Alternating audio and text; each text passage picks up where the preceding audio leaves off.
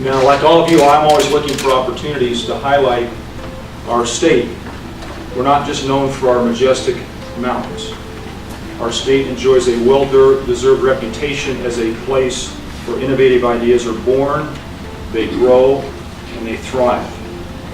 So I'm so very pleased that Ambassador Han has accepted my invitation to visit Colorado so we can show him how we've earned this reputation.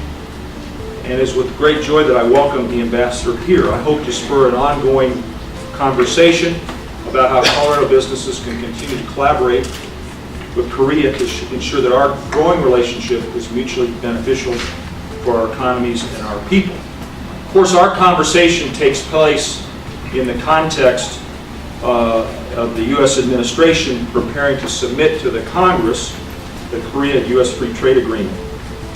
And although we are unsure of the exact time frame for this submission, this is an important time to exchange thoughts and ideas about how we can maximize the benefits of trade between our two countries and spur economic growth here in Colorado.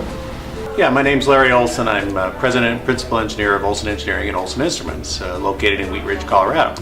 It's a small specialized firm, about 25 people, with offices primarily in the Denver area, but also in Rutherford, New Jersey, by New York City, and down by Albuquerque. We specialize in this whole area of condition assessment of structures and infrastructure, bridges, buildings, dams, foundations. In the instrument side, where we make ultrasonic, sonic, and seismic instruments, free trade agreements are extremely important because over 75% of our sales are international, even at this time in a small growing company. And that's simply because the emerging world and the developing countries, such as Korea, which is greatly developed but is still growing, have a need for quality assurance, checking the quality of aging infrastructure as well as new infrastructure. And so we see the opportunity as very important where we can get a good, fair, free trade agreement, because tariffs are deadly to our business in terms of price. Jeff Papiel with Geotech Environmental Equipment out of Denver, Colorado. We manufacture and distribute equipment, test for ground and surface water pollution, and then we make equipment to clean it up if it's contaminated.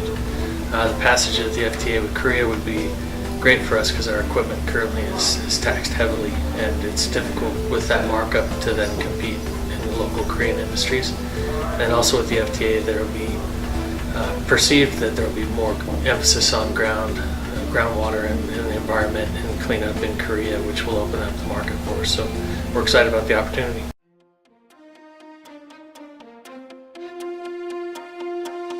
At Intel, we make 80%, about three-quarters, a little bit more than three-quarters of our revenue overseas, and we depend on that revenue to maintain jobs at home. And Korea is the 6th largest market for ICT products. It's one of our largest markets as well, and we have a lot of trade in ICT products right now between Korea and the U.S. And this agreement only improves the situation. It removes tariffs on 95% of ICT products within 3 years of its enactment. It has very strong intellectual property provisions. It has rule of law provisions that allow us to solve problems with regulations and standards that might get in the way of trade. E-commerce provisions that enable trade in digital services, and a lot of other provisions that can help us. And I really appreciate Ambassador Han's efforts, and we support this agreement. We want to let him know that we strongly support this agreement.